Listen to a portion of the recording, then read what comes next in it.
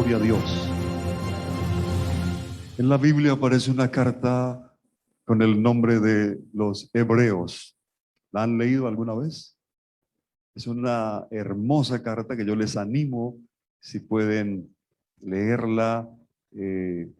Pasaríamos mucho tiempo estudiando esta hermosa carta porque hay una cantidad de verdades hermosas y profundas que allí nos transmite Dios a través de este escritor.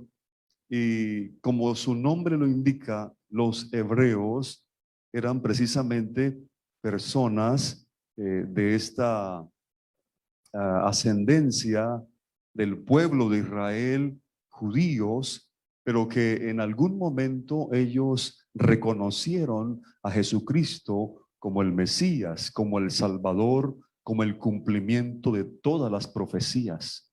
No es muy dado a que hebreos abracen la fe de Jesucristo, porque a lo suyo vino y los hebreos no le recibieron. Pero ¿no le parece interesante que haya un grupo de hebreos que sí lo recibieron? Hubo un grupo de ellos que sí recibieron a Jesucristo, mientras la gran mayoría lo rechazó, mientras la gran mayoría decía del Señor Jesucristo: ese es un farsante, ese es un fanático, ese es hijo de fornicación. María le fue infiel a José, no se sabe con quién, y apareció ese. Le decían a Jesús el endemoniado, le decían el comelón y el bebedor, le decían el amigo de los pecadores. Lo rechazaron. Desde los inicios no se abrieron las puertas de su propia patria para él. Muchos de ellos lo persiguieron, especialmente los religiosos de su época. Se sintieron desafiados por este Señor Jesucristo, lleno de gracia y de misericordia, pero aún así, con todo el odio que le tenían los hebreos, con toda esa violencia que lo intentaron matar muchas veces, y lo ha leído, que lo intentaron matar muchas veces. Pero Jesucristo no murió cuando ellos intentaron matarlo, sino cuando él quiso entregarse a la muerte. Porque si él no se entrega, nadie lo mata. Él dijo: nadie me mata, nadie me quita la vida. ¿Quién le puede quitar la vida a él? ¿Quién podría maniatarlo a él? ¿Quién podría llegar y capturarlo? Nadie. ¿Quién puede capturar al que tiene todo el poder? ¿Quién podría hacerle frente al creador de los cielos, la tierra, el mar y todo lo que en ellos hay? ¿Quién podría atreverse a desafiar a este Señor que era Dios manifestado en carne? Pero él quiso poner sus manos para que lo atasen. Él quiso poner su rostro para que lo golpearan. Él puso su rostro para que la saliva de los escarnecedores cayera en él. Él puso su cabeza para ser coronado con las espinas. Él puso sus brazos y pies para ser horadado por los clavos. Él puso allí su vida. Él mismo la entregó. Nadie se la quitó. Él mismo se entregó por amor a nosotros.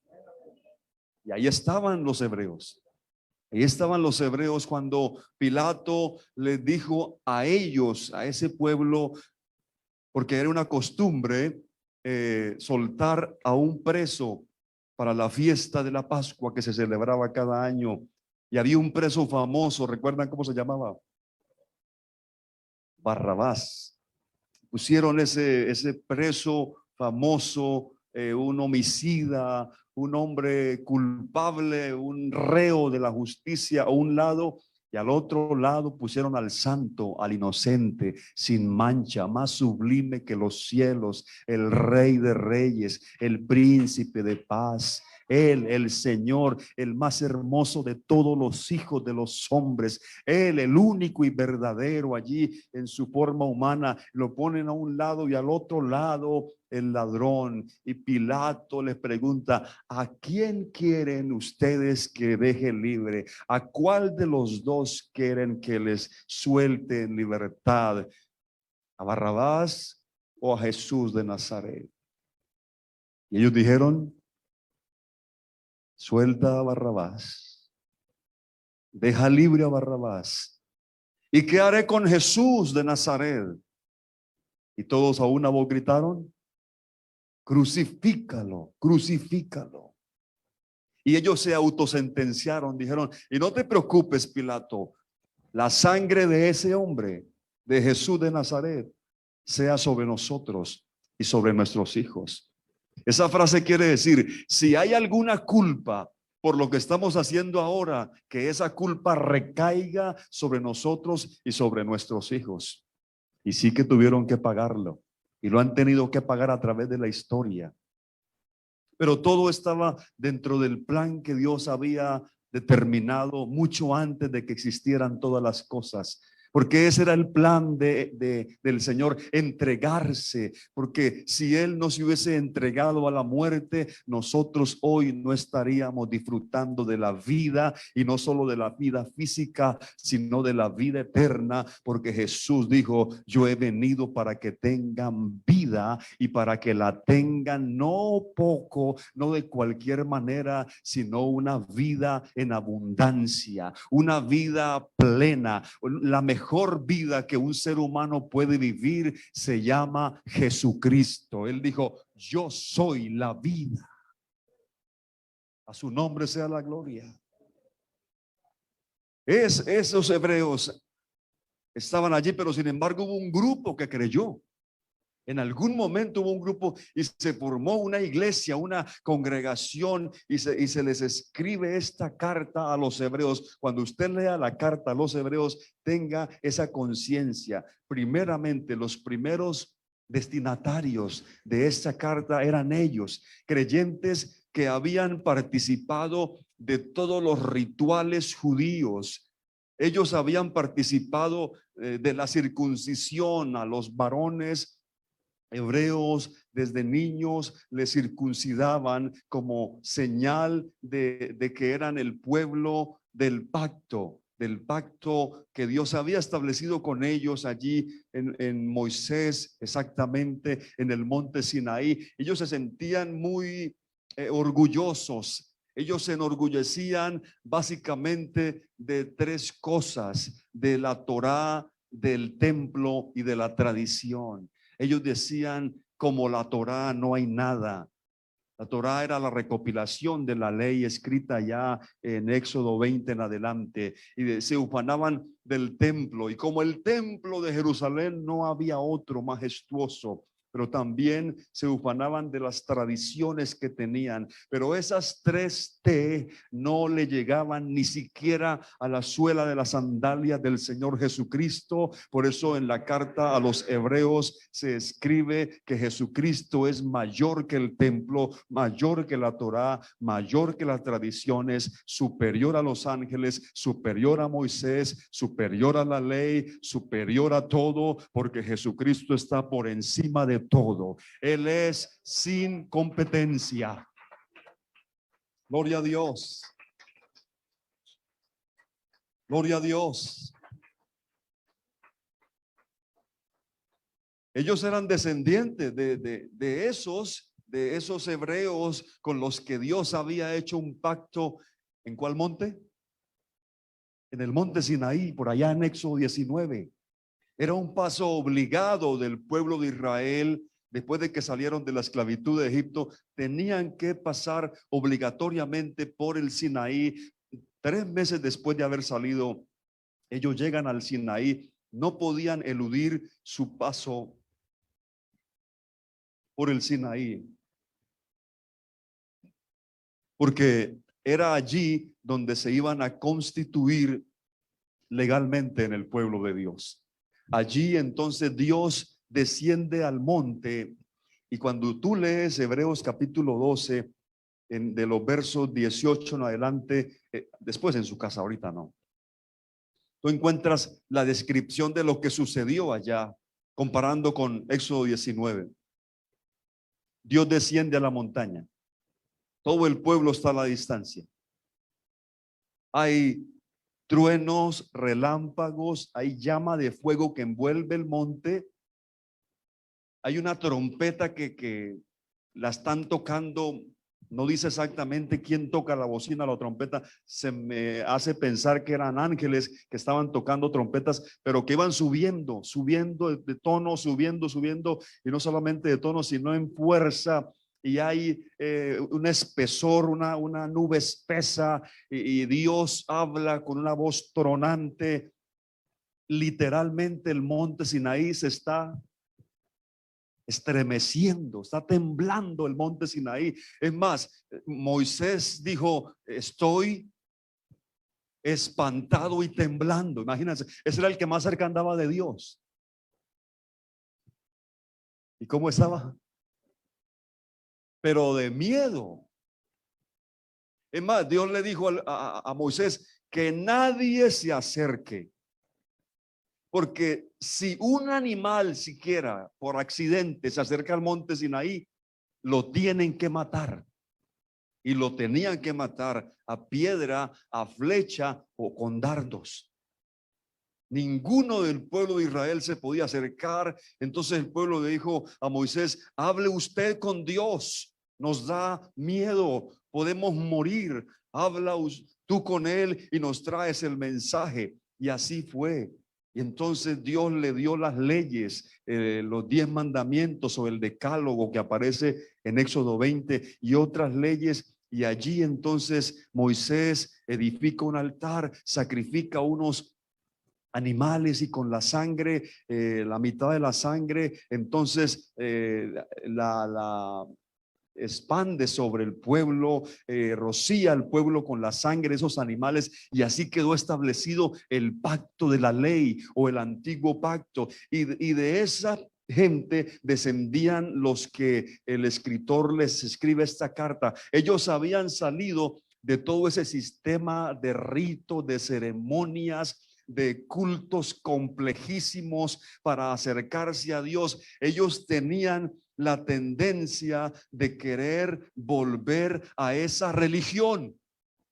Ellos en algún momento de pronto tenían la tendencia de querer mezclar lo que habían aprendido en la religión hebrea con la fe en Cristo Jesús.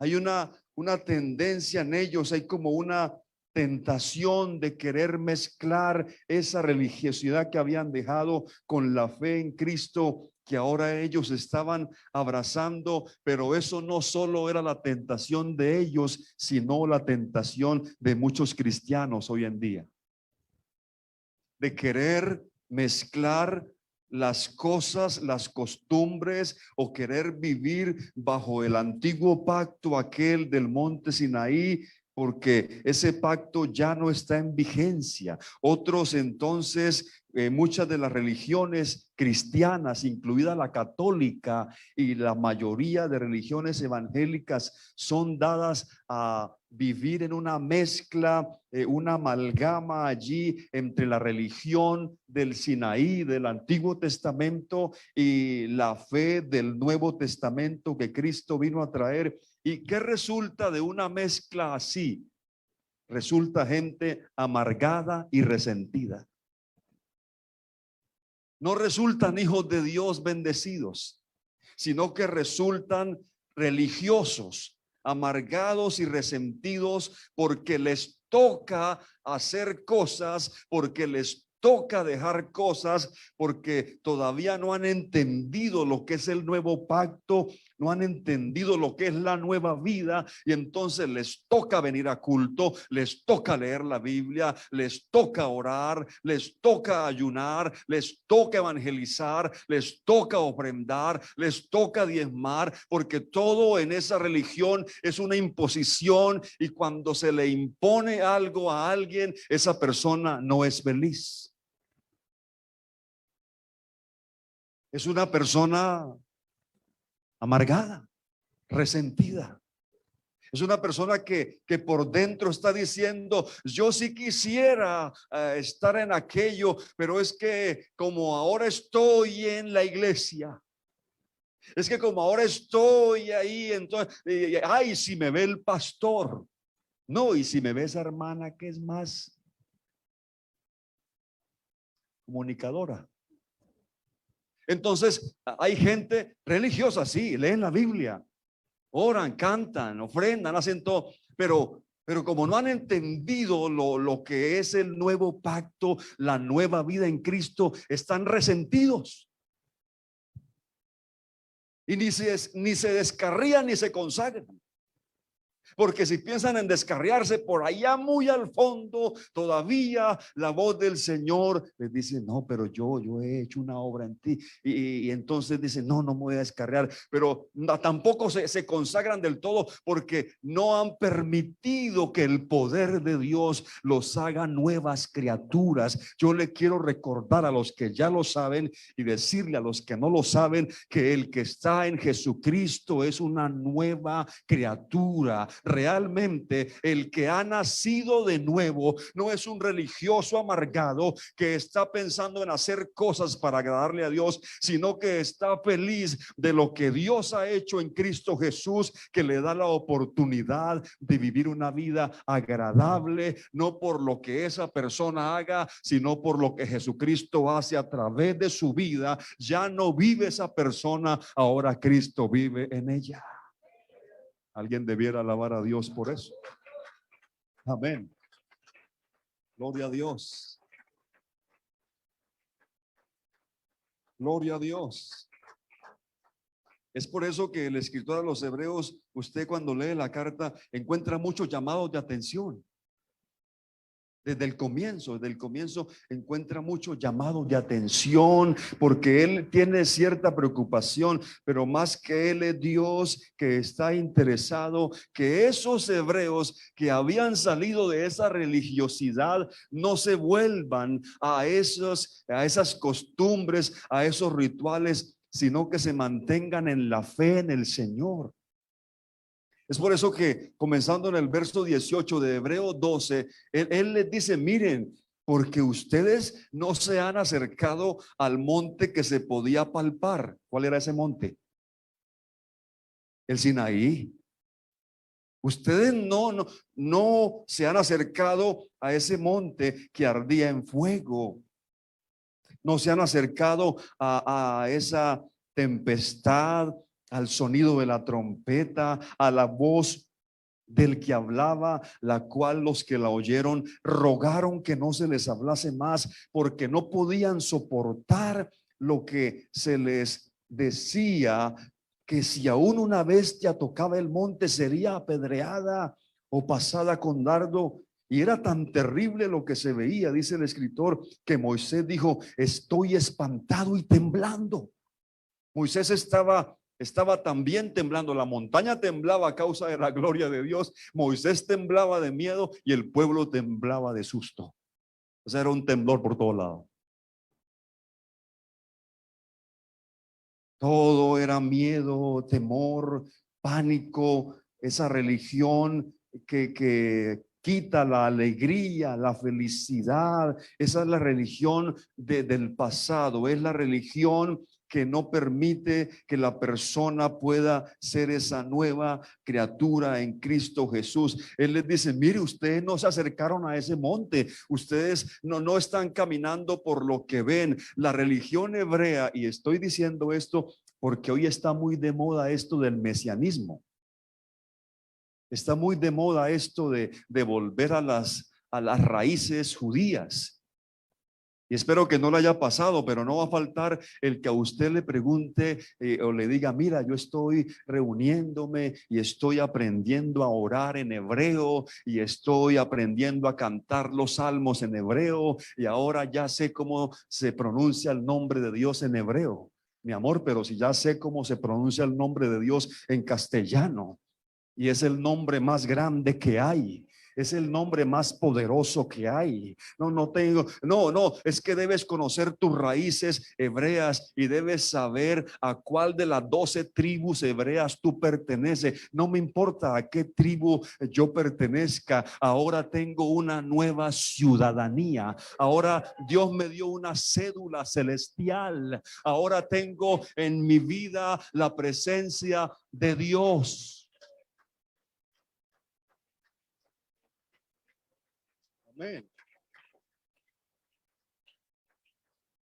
Cuando tú lees el Nuevo Testamento, debes tener esa conciencia. La lucha del apóstol Pablo con todas las congregaciones que fundó era esa, que no se volvieran a la religión de donde venían, que no pensaran, comenzar a pensar, a vivir por los sentidos. Por eso el escritor les dice, ustedes no se acercaron al monte que se puede palpar. Esa es la religión de los sentidos. La religión donde hay que ver para creer. Entonces, ellos veían el monte Sinaí, veían la gloria de Dios. Esta era una religión no de fe, sino de... ¿Voy bien hasta ahí? Esa es una religión no de fe, sino de vista.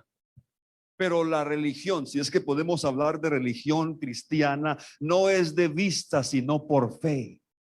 Porque por fe caminamos, no por vista. Y nosotros, yo sé que de pronto me puedo meter en un problema porque le estoy predicando a pentecostales. Y los pentecostales somos muy dados a lo sensorial, a los sentidos, al sentir. Y es que necesito sentir el fuego, hermano. ¿Qué pasa que tengo 8 días que no siento? ¿Será que estoy mal con Dios? Ya sé, 3 días de ayuno. ¿Se dan cuenta cómo quiere uno comprar el estar bien con Dios? Esa religión del sentimiento, del sentir, no es buena, porque no todos los días te sientes bien. ¿O sí? ¿A usted no les pasa? ¿O solo yo he pecado? ¿A usted no le pasa que hay días que usted no se siente salvo? No. Note lo que estoy diciendo. Hay días que usted no se siente salvo. Hay días en que usted no se siente bien con Dios. ¿No le ha pasado? ¿No le ha llegado a la depre? Ay, no me siento bien con Dios. ¿Se da cuenta? Sentir. No me siento bien. ¿Por qué será que no siento? ¿Será que estoy en pecado? Claro, si has pecado, pues ¿para qué preguntas? No, porque es que algunos son mundiales. Andan mal con Dios. ¿Será por qué? Pues porque estás en pecado, mi amor. El que encubre sus pecados, síguelos encubriendo y va a vivir en ruina, de ruina en ruina. Porque el pecado arruina la vida del ser humano. Le arruina el alma, el espíritu, el cuerpo y todo. Aquí no estamos para encubrir, sino para llegar delante del Señor. Y si es que has pecado, pues puedes decirle, he pecado, Señor, pero ahora ya no hay sangre de aquellos animales que limpiaban o cubrían por un año, sino que ahora tengo fe en la sangre que tú derramaste y que no tengo que esperar que el pastor ore por mí, no tengo que esperar ir al templo, sino que donde tú estás, un corazón contrito y humillado delante del Señor, he pecado, he fallado. Dice la Biblia que la sangre de Jesucristo te limpia. Amén. O sea, si el problema es pecado, pues resuélvalo así, pero a veces no es pecado, sino que tú no te sientes bien. Entonces, el día que tú no te sientes salvo, ¿realmente es que no eres salvo? O aunque no sientas que eres salvo, sí eres salvo. No, pero díganme algo, porque no me devuelvo y comienzo de nuevo. A ver, por el hecho de que tú no te sientas salvo, entonces es que no eres salvo. O aunque no te sientas que eres salvo, sin embargo, crees en la obra de Cristo en tu favor, aunque no te sientas, dice, yo soy salvo. Salvo soy de seguro, aleluya. ¿Por qué? Redimido por la sangre de Jesús. La religión hebrea a la que estas personas eran tentadas a volver era esa. Y por eso Él les está molestando. No, olvídense del monte Sinaí. Esta mañana yo les decía, nosotros cantábamos antiguamente un coro, ¿verdad? La gloria de Jehová. Oiga, con ese coro uno tenía que recibir el Espíritu Santo a la brava, hermano. Sí. Coro para recibir el Espíritu Santo. Yo no sé qué relación tiene ese coro con recibir la presencia de Dios. Yo no sé, porque no habla nada, habla de la ley, habla del pacto antiguo, de la gloria de Jehová. ¿Cómo es? Cayó en el Sinaí. ¿Y qué pasó? ¿El monte temblaba? Bueno, eso es verdad, pero ¿qué relación tiene eso con la iglesia? La iglesia no está para dejarse llevar por esa religión del Sinaí, del sentimiento. Yo recuerdo en ese tiempo cuando yo me invitaron a un culto por allá y pasé adelante, pues a que oraran, y alguien oró por mí y me gritó al oído, aparte que me dejó sordo, me dejó mojadita la oreja. Y me gritó y me dijo, si el monte Sinaí temblaba, ¿por qué tú no tiemblas? Y a mí como que me dieron ganas de comenzar a temblar.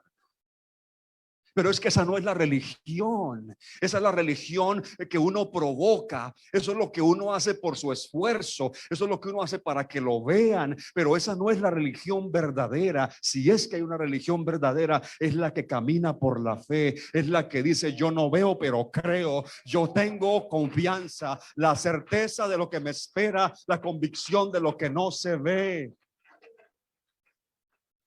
Amén. Entonces, Él les dice, hermanos, y esta carta tiene una trascendencia para nosotros, porque nosotros también podemos caer en ese legalismo. Podemos llegar a pensar que es así. Él les dijo, mira, olvídense del monte que podían palpar, olvídense de lo que podían ver. Ahora es por fe. ¿Qué quiere decir eso? Que ahora en el nuevo pacto no hay un templo como el de Jerusalén, el de los hebreos, a donde hay que ir a adorar, sino que ahora en el nuevo pacto vosotros sois el templo del Dios viviente. Cada uno de ustedes es el templo donde habita la presencia de Dios. ¿Lo creen o no lo creen? Tiene que comenzar por creerlo. Porque si usted cree que usted es un templo, entonces usted va a vivir a la altura de eso, de un templo donde se manifiesta el poder, el amor y la gracia de Dios. Por eso los hijos de Dios, yo les decía, no, tú no eres un local de todo a mil. Tú no eres un local tú no eres un lugar donde se manifiestan cuestiones pecaminosas. Tú eres un templo. Y cuando tú crees, si vas por la vida diciendo, yo soy el templo, yo soy el templo, Dios habita en mí, entonces comienzas a vivir una vida de excelencia, una vida a la altura de este Dios maravilloso. Ya ahora en este pacto no tenemos que andar en rituales como los que ellos hacían, sino que les dice, mire, ya olvídense de todo eso, porque ahora se han acercado a otro monte. Les dice, ahora ustedes se han acercado al monte de Sión. Quiero que miremos, bueno, voy a mirar aquí Hebreos capítulo 12, porque no le cité la Biblia al comienzo, y tal vez algún hebreo estaba pensando, y comenzó a predicar y no leyó la Biblia. Anotémosle aquí la falla. Esa es la religión hebrea. Ese es el fariseo que algunos tienen que matar para que nazca la nueva criatura. ¿Qué le dije? ¿Hebreos qué? Ok, sí, Hebreos 12, Hebreos 12. Ya voy a comenzar a terminar. ¿Qué hora es? No me digan la hora. Perdón, Hebreos. ¿Estamos en cuál capítulo? En el 12, verso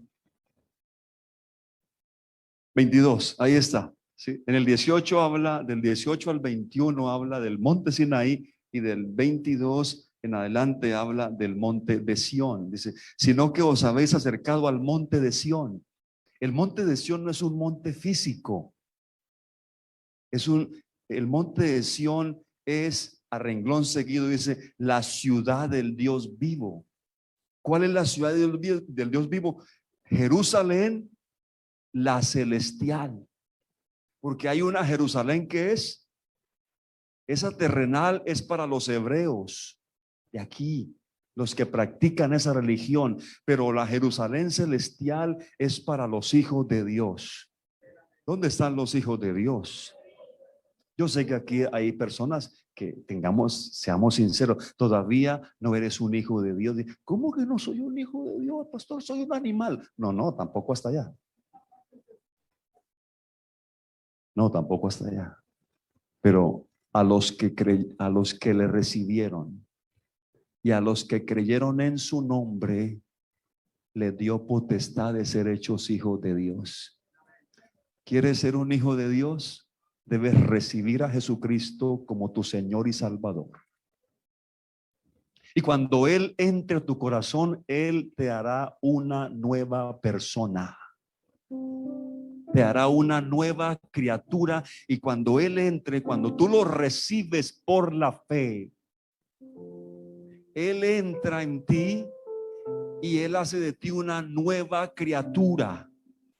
A ese milagro se le llama a Él nuevo nacimiento, porque en Jesucristo todo es nuevo, nuevo pacto, nuevo nacimiento, nueva criatura, nueva ciudadanía, nueva vida. En Cristo todo es nuevo. ¿Quieres ser un hijo de Dios? Debes recibirlo a Él como tu Señor y como tu Salvador. Y debes creer en su nombre. Y creer en su nombre no es decir creo en Jesús. Creer implica obedecer. Cuando tú dices yo creo, ya lo recibí al Señor, ya aquí adentro hay algo que se está gestando en mi vida. Tal vez no es muy fuerte, estoy apenas dando pasitos, pero ya adentro aquí hay un movimiento celestial. Ya estoy aborreciendo el pecado. Eso es, ya Dios te está haciendo el milagro del nuevo nacimiento.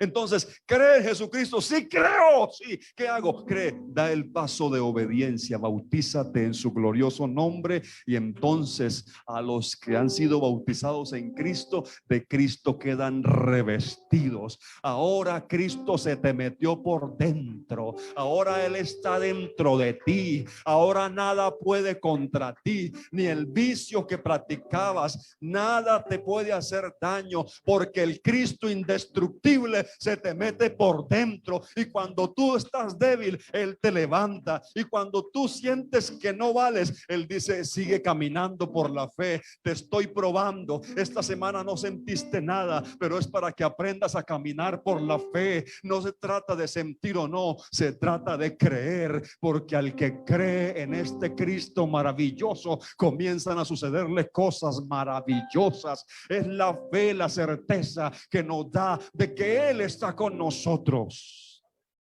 Amén. Aleluya. A la ciudad del Dios vivo, a Jerusalén la celestial. Nos hemos acercado a la compañía de millares de ángeles. Aleluya. A la congregación de los primogénitos que están inscritos en los cielos. ¿Sabes qué sucede cuando se te invoca el nombre de Jesucristo en el bautismo aquí en la tierra? Tu nombre es inscrito en el libro de la vida. A ver, ¿dónde hay uno que sabe que su nombre está inscrito? Y esta noche las inscripciones están abiertas. Aleluya. Gloria a Dios. Tengo mi nombre inscrito. Amén. Él escribió su nombre en mi alma y mi nombre fue escrito ya en el libro. Nos hemos acercado a Dios. Nos hemos acercado a Él. y nos hemos acercado a Jesús, el mediador del nuevo pacto. Ahora Él está en nosotros y nosotros en Él. Esa es la vida que a Dios le agrada que tú vivas. Colócate de pie, por favor.